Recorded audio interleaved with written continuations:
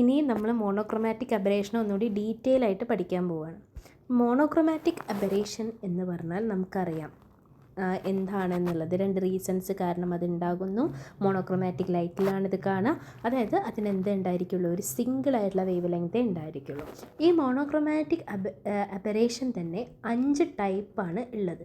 ഒന്നാമത്തതാണ് spherical aberration, 2 coma, 3 astigmatism, and 4th one is curvature of field, and 5th one is distortion. So the deviation from actual size, shape and position of an image as calculated from the earlier simple equation called aberration produced by lens. ഒരു lens produce ചെയ്യുന്ന aberration എന്താണെന്ന് വെച്ചാൽ അതിൻ്റെ actual size, shape, position, ഇതിൽ നിന്നൊക്കെ എന്ത് ചെയ്യുന്നുണ്ട്, ഇമേജിന് ഒരു ഡീവിയേഷൻ സംഭവിക്കുന്നുണ്ട്. അതിനെ നമ്മൾ ഏർലിയർ സിമ്പിൾ ഇക്വേഷൻസ് വഴി കാൽക്കുലേറ്റ് ചെയ്യുന്ന സമയത്താണ് നമുക്ക് ഈ ഡീവിയേഷൻ നടന്നിട്ടുണ്ട് എന്ന് മനസ്സിലാവുക.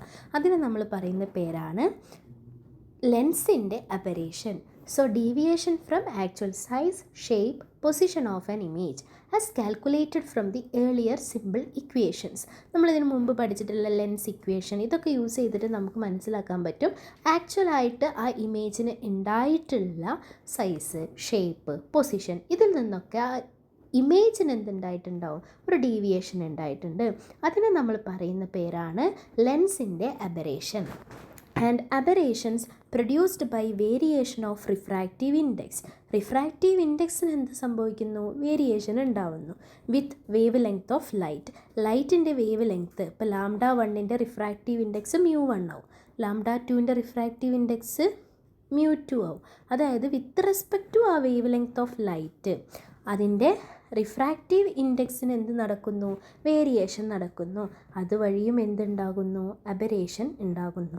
So aberration produced by variation of refractive index with wavelength of light, അതിനെ നമ്മൾ പറയും ക്രൊമാറ്റിക് അബറേഷൻ. അതായത് ക്രൊമാറ്റിക് അബറേഷന് വീണ്ടും ഉള്ള ഒരു ഡെഫിനേഷനാണ്. നോർമലി ക്രൊമാറ്റിക് അബറേഷനിൽ അറ്റ്ലീസ്റ്റ് 2 വേവ് ലെങ്ത് എങ്കിലും വേണം. ഇപ്പോൾ എക്സാമ്പിൾ λ1 അല്ലെങ്കിൽ λ2. അപ്പം ഈ വേവ് ലെങ്ത്തുള്ള വേവിൻ്റെ റിഫ്രാക്റ്റീവ് ഇൻഡെക്സ് μ1ഉം അടുത്ത വേവ് λ2ൻ്റെ റിഫ്രാക്റ്റീവ് ഇൻഡെക്സ് μ2 ആവും. അപ്പോൾ ഇവിടെ എന്ത് വേരിയേഷൻ വന്നു, റിഫ്രാക്റ്റീവ് ഇൻഡെക്സിന് വേരിയേഷൻ വന്നു. സോ അവിടെ അബറേഷൻ ഉണ്ടായി. ഇനി aberration that are caused by even if monochromatic light is used. ഇനി ഒരൊറ്റ വേവ് ലെങ്ത്തുള്ള ലാംഡ ഉള്ള മോണോക്രോമാറ്റിക് ലൈറ്റിന് നമ്മൾ യൂസ് ചെയ്യുകയാണെങ്കിലും അവിടെയും എന്തുണ്ടാവുന്നുണ്ട്, അബറേഷൻ ഉണ്ടാകുന്നുണ്ട്. അങ്ങനെയുള്ള അബറേഷനെ നമ്മൾ മോണോക്രോമാറ്റിക് അബറേഷൻ എന്ന് പറയുന്നു. സോ ഈ കാര്യങ്ങളൊക്കെ നമുക്ക് ഡീറ്റെയിൽ ആയിട്ട് ഇനി പഠിക്കാനുണ്ട്, 5 എണ്ണം.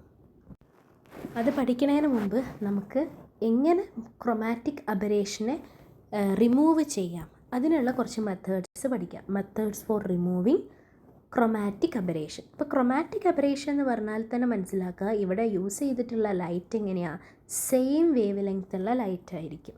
അങ്ങനെയുള്ളൊരു ലൈറ്റ് ഇവിടെ എന്ത് ചെയ്തിട്ടുണ്ട്, ഒരു ലെൻസിലൂടെ എന്ത് ചെയ്തിട്ടുണ്ട്, പാസ് ചെയ്തിട്ടുണ്ട്. പാസ് ചെയ്യുന്ന സമയത്ത് ഇവിടെ നിന്ന് എന്ത് ചെയ്തിട്ടുണ്ട്, ഓരോ ലൈറ്റും ഇവിടേക്ക് ഇങ്ങനെ പോകുന്നു. ദെൻ അതെന്ത് ചെയ്യുന്നില്ല, ഒരു സിംഗിൾ പോയിൻറ്റിൽ അല്ല എന്ത് ചെയ്യുന്നത്, ഫോക്കസ് ചെയ്തിട്ടുള്ളത്. അത് മൾട്ടിപ്പിൾ പോയിൻറ്റ്സിൽ എന്ത് ചെയ്തിട്ടുണ്ട്, ഫോക്കസ് ചെയ്തിട്ടുണ്ട്. സോ അവിടെ എന്ത് നടക്കുന്നു, ഒരു അബറേഷൻ നടക്കുന്നു. ഈ അബറേഷൻ നമ്മൾ ആക്സിയൽ ക്രൊമാറ്റിക് അബറേഷൻ എന്നാണ് പറയുന്നത്. ഇവിടെ ഒബ്ജക്റ്റ് ഇങ്ങനെയാണെങ്കിൽ ബ്ലൂ ഇമേജിൻ്റെ ഫോക്കസ് ഇവിടെ, ദെൻ ഗ്രീൻ ഇമേജിൻ്റെ ഫോക്കസ്, അങ്ങനെ ഓരോരോ ഇമേജിൻ്റെ ഫോക്കസും ഇവിടെ ഉണ്ടായിരിക്കും. ഇതിൽ ശ്രദ്ധിക്കേണ്ട ഒരു കാര്യം എന്താണെന്ന് വെച്ചാൽ ഈ ബ്ലൂവും കൂടി ഇൻ്റർസെപ്റ്റ് ചെയ്യുന്ന ഇതാണെന്ത്, ബ്ലൂ ഇമേജിൻ്റെ. നെക്സ്റ്റ് വരുന്നത് ഗ്രീനാണ്. അപ്പോൾ ഗ്രീനും കൂടി ഇൻ്റർസെപ്റ്റ് ചെയ്യുന്ന പൊസിഷൻ ഇതാണ്. So this one is for green image. And പിന്നെ വരുന്നതാണെന്ത്, റെഡും. അപ്പോൾ റെഡും ഇൻ്റർസെപ്റ്റ് ചെയ്യുന്ന പൊസിഷൻ എന്ന് പറയുന്നത് ഇതാണ്. So this one is for ഈ ഒരു റെഡ് ഇമേജ്. സോ ഓരോന്നും ഇൻ്റർസെപ്റ്റ് ചെയ്യുന്നത് എന്താണ്, വ്യത്യസ്തമായിട്ടുള്ള സ്ഥലത്താണ്. അതായത് ഇതിൻ്റെ ഫോക്കസ് ഇവിടെ വരുന്നു F1, പിന്നെ അടുത്തേണ്ടത് എന്ത് വരുന്നു F2, F3. അതായത് ഇതെല്ലാം കൂടെ ഇൻ്റർസെപ്റ്റ് ചെയ്യേണ്ടത് സത്യം പറഞ്ഞാൽ എന്തായിരുന്നു, ഒരൊറ്റ സിംഗിൾ പോയിൻറ്റിലായിരുന്നു. ഇങ്ങനെയുള്ളൊരു പോയിൻ്റ്. അങ്ങനെയാണെങ്കിൽ മാത്രമേ നമുക്ക് എന്ത് ചെയ്യാൻ പറ്റുള്ളൂ, ബ്ലർഡ് അല്ലാത്ത ഷാർപ്പായിട്ടുള്ള ഒരു ഇമേജ് അവിടെ കിട്ടുന്നുള്ളൂ. അപ്പോൾ ഇവിടെ എന്ത് നടന്നു, അബറേഷൻ എന്ന് പറയുന്ന ഒരു പ്രോസസ്സ് ഇവിടെ എന്ത് ചെയ്തു, നടന്നിട്ടുണ്ട് എന്ന് നമുക്ക് പറയാൻ പറ്റും.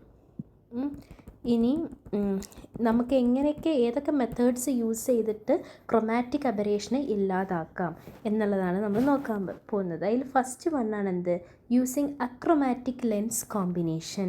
അതായത് ക്രൊമാറ്റിക് അല്ലാത്ത എന്നിവിടെ തന്നിട്ടുണ്ട് അല്ലേ. അക്രൊമാറ്റിക് എന്ന് പറഞ്ഞാൽ എന്താ, ക്രൊമാറ്റിക് അല്ലാത്ത ലെൻസുകൾ യൂസ് ചെയ്തിട്ട്, ലെൻസിൻ്റെ കോമ്പിനേഷൻസ് യൂസ് ചെയ്തിട്ട് നമുക്ക് എന്ത് കുറയ്ക്കാൻ പറ്റും, ക്രൊമാറ്റിക് അബറേഷനെ റിമൂവ് ചെയ്യാനായിട്ട് പറ്റും. കോൺവെക്സ് ഡൗണും കോൺകേവ് ഫ്ലിൻറ്റ് ഗ്ലാസ്സസും നമുക്ക് എന്ത് ചെയ്യാൻ പറ്റും, ഇതിനെ യൂസ് ചെയ്യാനായിട്ട് പറ്റും. ഇവിടെ കളർ സ്പ്ലിറ്റിങ്ങിനെ ക്യാൻസൽ ചെയ്യാൻ വേണ്ടിയിട്ടാണ് നമ്മളത് യൂസ് ചെയ്യുന്നത്. ഇനി എക്സ്ട്രാ 2 ഡിസ്പേർഷനെ നമുക്ക് ഇതിൻ്റെ ഉള്ളിൽ, ഡിസ്പേർഷൻ ഗ്ലാസ്സസിനെ നമുക്ക് എന്ത് ചെയ്യാൻ പറ്റും, ഇതിൻ്റെ ഉള്ളിൽ യൂസ് ചെയ്യാനായിട്ട് പറ്റും. ഇൻകോപ്പറേറ്റിംഗ് എക്സ്ട്രാ 2 ഡിസ്പേർഷൻ ഗ്ലാസ്സസ്, 2 ഡിസ്പേർഷൻസ് നടക്കുന്ന എക്സ്ട്രാ ഡിസ്പേർഷനെയാണ് ED എന്ന് പറയാം. എക്സ്ട്രാ ഡിസ്പേർഷൻ നടക്കുന്ന ഗ്ലാസ്സസ് നമുക്ക് എന്ത് ചെയ്യാൻ പറ്റും, ഇവിടെ യൂസ് ചെയ്യാനായിട്ട് പറ്റും. കളർ ഫ്രിഞ്ചിങ്ങിനെ റെഡ്യൂസ് ചെയ്യാൻ വേണ്ടിയിട്ടാണ്. ഇനി ആൻറ്റി റിഫ്ലക്റ്റിംഗ് ആയിട്ടുള്ള കാര്യങ്ങളെ നമുക്ക് എന്ത് ചെയ്യാൻ പറ്റും, ലെൻസിൽ കോട്ട് ചെയ്യാനായിട്ട് പറ്റും. ഇതുവഴി നമുക്ക് ടോട്ടൽ ഇൻറ്റേർണൽ റിഫ്ലക്ഷനൊക്കെ എന്ത് ചെയ്യാൻ പറ്റും, റെഡ്യൂസ് ചെയ്യാം. അതേപോലെ തന്നെ സ്കാറ്ററിങ്ങും എന്ത് ചെയ്യാൻ പറ്റും, റെഡ്യൂസ് ചെയ്യാനായിട്ട് പറ്റും. ഡിസൈനിങ് എസ്പെറിക്കൽ എലമെൻറ്റ്സ്, സ്പെറിക്കൽ അല്ലാത്ത എലമെൻറ്റ്സിനെ നമുക്ക് എന്ത് ചെയ്യാൻ പറ്റും, ഡിസൈൻ ചെയ്യാൻ പറ്റുക. ഇപ്പം ഇങ്ങനെയുള്ള ലെൻസ് സ്പെറിക്കലാണ്, 2 സൈഡിലും എന്താ സ്പെറിക്കലാണ്. പക്ഷേ ഇങ്ങനെ ഒരു സാധനം വെക്കുകയാണെങ്കിൽ അവിടെ എന്തായി, എസ്പെറിക്കൽ ആയിട്ടത് മാറി. പിന്നെന്താണ്, അക്രൊമാറ്റിക് ഡബ്ലറ്റ്സ്, 2 അക്രൊമാറ്റിക് ആയിട്ടുള്ള സാധനങ്ങളെ നമുക്ക് എന്ത് ചെയ്യാൻ പറ്റും, യൂസ് ചെയ്യാനായിട്ട് പറ്റും.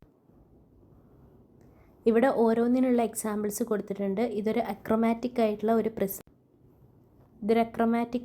ഒരു ലെൻസ് ആൻഡ് ഈ ഭാഗം ഒരു അക്രൊമാറ്റിക് ആയിട്ടുള്ള ഒരു ഡബ്ലറ്റാണ്. ഇതൊക്കെ വഴി നമുക്കറിയാം ഇവിടെ ഒരു സിംഗിൾ പോയിന്റിലേക്ക് നമുക്ക് എന്ത് ചെയ്യാൻ പറ്റിയിട്ടുണ്ട്, എല്ലാ ലൈറ്റിനെയും ഫോക്കസ് ചെയ്യാനായിട്ട് പറ്റിയിട്ടുണ്ട്. അതുപോലെ തന്നെ ഇവിടെ ഒരു അക്രൊമാറ്റിക് ആയിട്ടുള്ള ഒരു പ്രിസമുണ്ട്, ഇവിടെ ഒരു ക്രൗണും ഉണ്ട്, ഇവിടെ എന്തുണ്ട്, ഒരു ഫ്ലിൻറ്റും ഉണ്ട്. സോ അത് യൂസ് ചെയ്തിട്ടും നമുക്ക് എന്ത് ചെയ്യാൻ പറ്റും, ഒരു സിംഗിൾ പോയിന്റിലേക്ക് എല്ലാ റേസിനെയും ഫോക്കസ് ചെയ്തിട്ടുള്ള ഒരു ഇമേജ് ഫോം ചെയ്യാനായിട്ട് പറ്റും. ആ ഇമേജ് ഷാർപ്പായിട്ടുള്ള റിയൽ ഇമേജ് ആയിരിക്കും.